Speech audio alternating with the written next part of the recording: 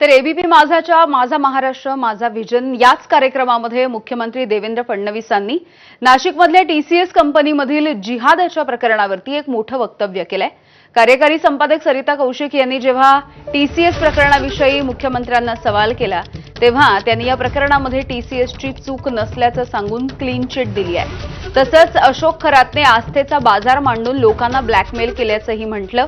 भोंदूबाबांची जागा जेलमध्येच असल्याचं देखील मुख्यमंत्र्यांनी स्पष्ट केलं आहे।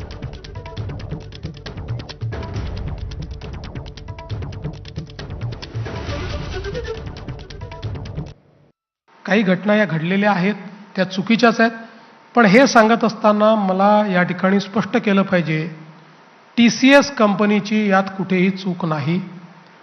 टीसीएस कंपनीनी संपूर्ण तपासामध्ये पूर्ण सहकार्य केलंय। पहिल्या दिवशी त्यांनी या संदर्भातलं भूमिका मांडून हे सगळं कंडेम केलेलं आहे। त्यामुळे टीसीएसला बदनाम करणं हे काही योग्य नाही। टीसीएस आपल्या देशातली नंबर 1 ची कंपनी आहे, पण त्या लोकांनी तिथे जे केलंय ते सत्य आहे। त्यामुळे त्यांना ती जी काही शिक्षा आहे ती झाली पाहिजे। पहिली गोष्ट तर हे झालेलं प्रकरण अतिशय वाईट आहे, म्हणजे अतिशय गलिच्छ अशा प्रकारचा हा प्रकार आहे। आणि आस्थेचा बाजार कसा मांडता येऊ शकतो आणि आस्थेच्या आधारावर लोकांना ब्लॅकमेल कसं केलं जाऊ शकतं याचं हे उदाहरण आहे। फोटो कोणासोबत आहे त्याच्याकरता चौकशी, त्यांचा काही व्यवहार झालाय का, त्याचे काही पुरावे आहेत का। त्यामुळे मला असं वाटतं की याच्यात अतिशय चांगला जे काही तपास आहे तो चाललेला आहे। इतका नीट तपास चाललाय, प्रोफेशनल तपास चाललाय, कोणी सुटणार नाही याच्यामध्ये।